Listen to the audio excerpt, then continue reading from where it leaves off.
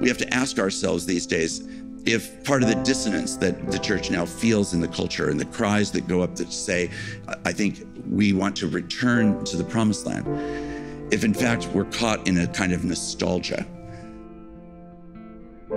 that looks back and hopes for some day when in some previous era, some kind of form of Christendom allowed a certain kind of expression of Christianity to be sustained and civically allowed for, even affirmed, but was not really a faithfulness that was grounded in a vision of promised land life, but was really already deeply accommodating to spirits of personal enticement and desire and appetite, which really had little or nothing to do with the righteousness and justice of God. And instead, we are now people who are really living as exiles, people who are not nostalgically called back to some former era,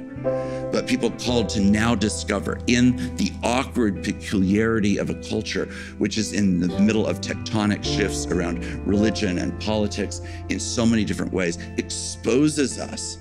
to the challenges of whether or not now, in this peculiar time, we're prepared to live as peculiar people, or whether we're just going to demand our rights to promised land life.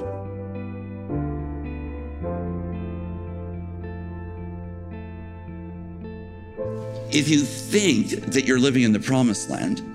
then your strategy is to say, I've got to get my promised land back.